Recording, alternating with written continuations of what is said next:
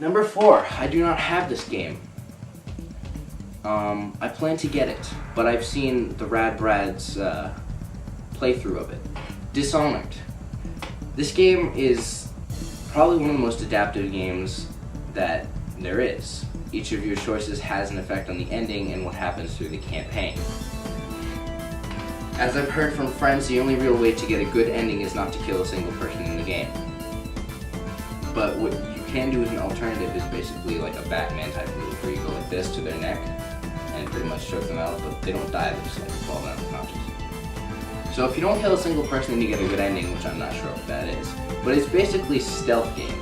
The mechanics in this game are brilliant because in games like Halo and Resident Evil Operation Raccoon City and Mass Effect, I'm usually like the infiltration stealth reconnaissance type of guy. So basically I think I'd be good in this game. I haven't played it yet, so I can't really do a good review, but from the videos that I've seen of the game, it's really good.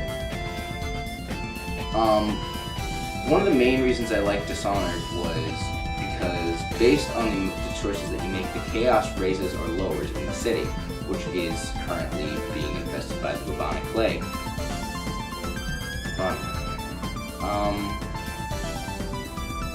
And sometimes when you need to assassinate people, there's multiple, well actually all the time, there's multiple ways to get in. You can either go the straightforward route and just take out your sword and hack and slash at everybody that you see, or you can take a stealthier route and just like stay in the shadows. Basically what the plot of this game is that your Corvo, which used to be a bodyguard to the Empress, who was assassinated, like right in front of your eyes. Then her daughter was pretty much kidnapped and you're working for some sort of resistance thing. So, basically, after you've escaped from the little place that the Empress is usually located, after escaping from the prison that you've been in for a couple months, what happens is you are touched by the Outsider, which is basically some sort of godly being that everybody worships around the area. So what happens is you're touched by him and you get abilities such as Blink and Possession, and there's a couple other abilities that I'm not going to spoil for you. Blink is basically a short-range teleport which you can use to get up and across buildings and such like that. Each of these abilities helps you with stealth or with running through and hacking, slashing at everything that you see. Alright, sorry about that, the phone rang for some reason. And basically you get all these abilities that help you with the stealth mechanics. And there are a lot of puzzles and a few side missions that you can do. And there's plenty of weapons to use, such as sleep guards, and a sword, and a gun, and basically it was made by the same, or it was made by the same people who made the Elder Scrolls, Skyrim, Oblivion, and such like that. So basically you can dual wield magic and swords, or guns, or whatever you're using. So that's a really good game, and it kind of reminds me of Skyrim, which is a really long game by the way. Alright.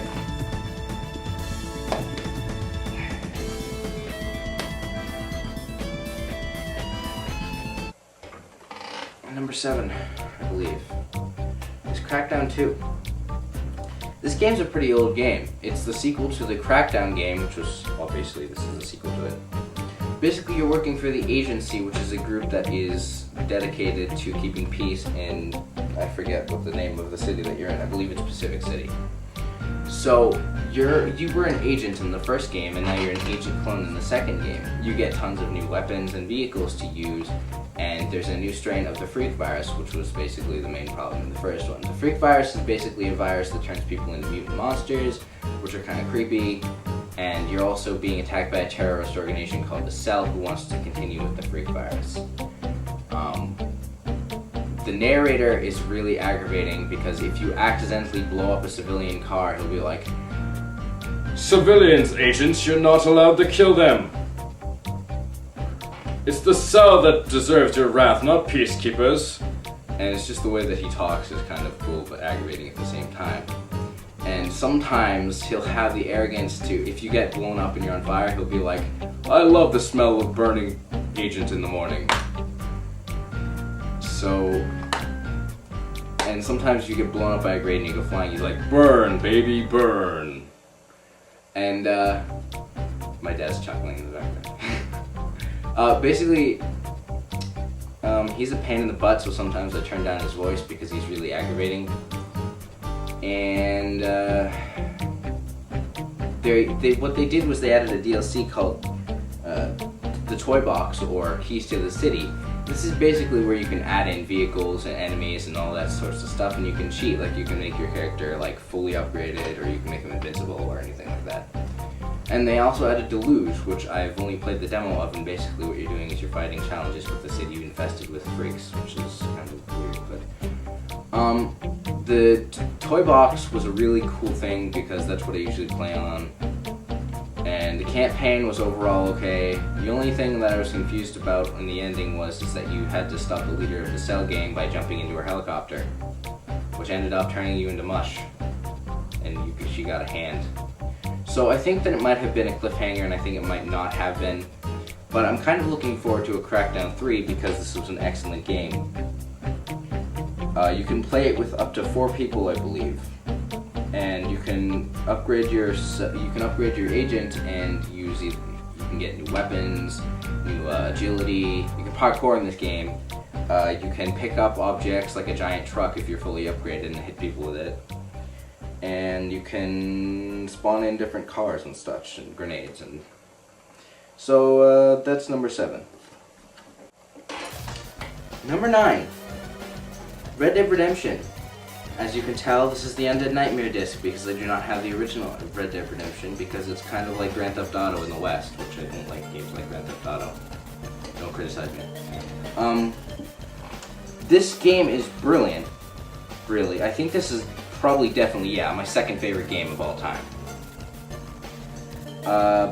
Basically, in the Undead Nightmare disc, which is pretty much the one that I prefer, what happens is that you come home with Uncle, which is basically this bearded guy who kind of looks like your grandpa or something. Well, you don't come home with him, you come home and Uncle is out still or whatever. And so your son starts talking to you, Jack, that's what his name is. I'm not trying to insult anybody. So your son starts talking to you about the Aztecs or whatever, and so your wife is just sitting there listening to you, or him anyway. And so then Uncle comes back as a zombie and it's like, yo, sup? And so he bites your wife and your son, and Dad could probably approve on this. So he bites your wife and your son, who in turn turn into zombies, so you blow his brains out, obviously. Because, he's bitten your family. And so he goes out on a quest, as you could probably call it, to find a cure for this. The one character that I really am uncomfortable with in this game is Seth Briars. I'll probably add in a picture of him. He kind of looks like, he reminds me of a vulture, and I don't think that he's taken a bath in 30 years. My friend Cody likes playing as him because he's kind of a psychopath. So basically, you're running around America, Mexico, or whatever it is in the West, as Marston, or John Marston, the character of Red Dead Redemption. And you're trying to find a cure for this zombie virus, and eventually. But the campaign's not the really big part that I love about it. And for all of you people who hate glitches and like to pee yourself if something weird happens and you fly off a cliff, then I wouldn't suggest getting this game, because there's plenty of glitches in the multiplayer, but all of them are hilarious. Basically what you're able to do is, as you level up in prestige, you get weapons and characters and rides to play as, and titles. So eventually, if you get to level 50, you'll get something called the Zebra Donkey. Basically, it's a short donkey-like thing with zebra stripes and runs just like a race car would in real life, and nowadays. So that said, the Zebra Donkey is pretty awesome, and the characters that you get are really awesome too. The two favorite characters that I usually play as are I forget her name, but she looks like a grandma, and I like to play as her because it's funny. And the other guy I like to play as is Jack Swift, which is from Red Dead Red Dead Revolver, which if you've played that game, you know what I'm talking about. So basically, Jack Swift is like, "One English gentleman is worth 10 of your colonial peasantry."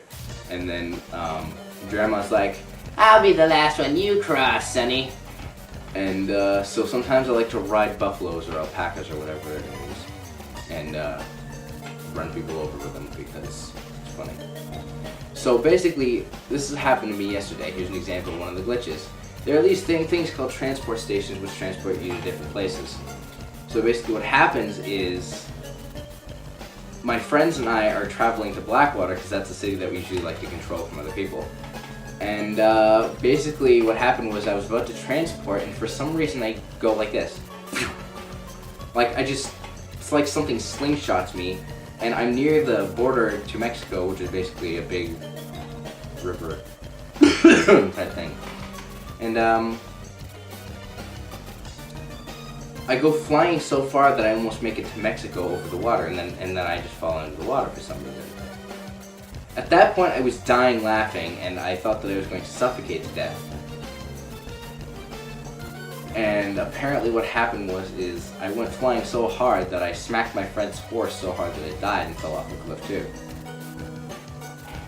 The multiplayer in that game is really good because you unlock weapons as you level up, and characters and all that. And there's so many characters to choose from based on what you like.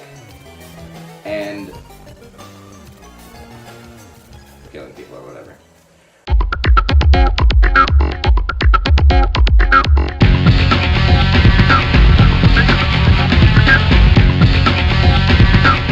This game is called The Walking Dead, and you've probably heard of it. It's based off of a TV series, I believe, or a comic book as well. This game really gets down to you emotionally because you have to make difficult choices. Like, I think there's a few choices that you've had to choose between friends or comrades or whatever. And each of these choices have an effect on what happens in the campaign, like Mass Effect and Dishonored. But the difference is that they've designed this little character called Clementine, which you meet in the first chapter, or episode as it is. And basically she's like an 8-year-old little girl, which was literally designed perfectly enough so that you get attached to her and do everything that you can to protect her. And you're playing as a felon who basically what happened is that he killed a senator who was sleeping with your wife apparently. So